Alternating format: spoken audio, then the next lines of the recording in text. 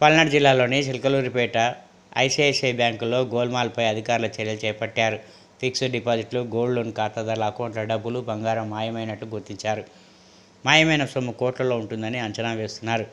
మరోవైపు బ్యాంకులో జరిగిన గోల్మాల్ వ్యవహారంలో తెలియడంతో చిలకలూరిపేట బ్రాంచ్కు ఉన్నత అధికారులు చేరుకున్నారు. ఇక విషయం తెలిసిన ఖాతాదారులు బ్యాంకు వద్దకు చేరుకున్నారు. ఐసిఐసిఐ బ్యాంకు ముందు కస్టమర్ల ఆందోళన వ్యక్తం చేస్తున్నారు.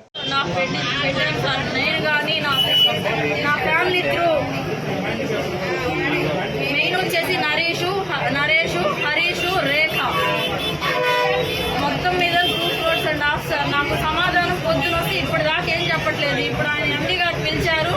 నేను అడుగుతున్నాను, జీరో ఇంట్రెస్ట్ మీద పెట్టాను కదా సార్, నేను 25 లక్షలు పెడితే మీరు రేపు పొద్దున 50 కట్టమంటే నేను కట్టలేను కదా సార్ అంటే 2 రోజులు ఆగి చెప్తానన్నారు. నాకు న్యాయం ఎట్లా జరిగింది? నా హస్బెండ్ వచ్చి జర్మనీలో ఉన్నారు. బ్యాంకు నుంచి పొద్దున బెదిరింపు కాల్ వచ్చింది. ఏం చేసుకుంటావో చేసుకో, నాకు సంబంధం లేదు అని బెదిరించారు సార్. ఉదయం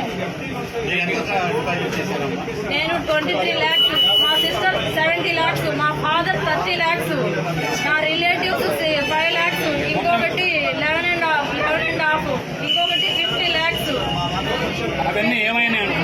అవి ఓడీలు తీసుకున్నారు అని చెప్తున్నారు. ఓడీలు తీసుకుంటే మా సైన్లన్నా ఉండాలి. ఆన్లైన్ నుంచి వాళ్ళు తీశారు సార్.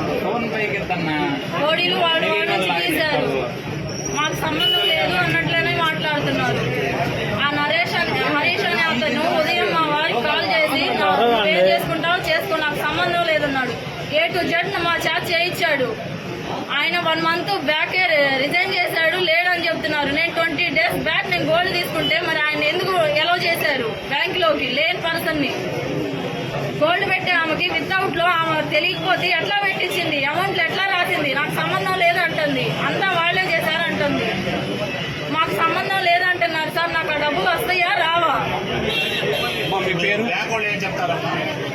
పెద్ద ఎండి గారు అండి సార్, హెడ్ అండి సార్. ఆయన వచ్చి మొత్తం తీసుకున్నాడు. ఆయన గ్యారంటీ అడుగుతుంటే నేను చూస్తాను, రేపు చెప్తాను, ఎల్లుండి చెప్తాను అంటున్నాడు.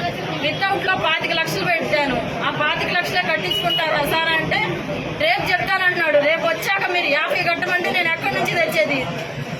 చిన్న పిల్లలు ఉన్నారు సార్. నాకు నా త్రూ వచ్చిన వాళ్ళకి నేను ఏం సమాధానం చెప్పాలి? మొత్తం 2.5 కోట్లు సార్. షేక్ బాజిద్ బి.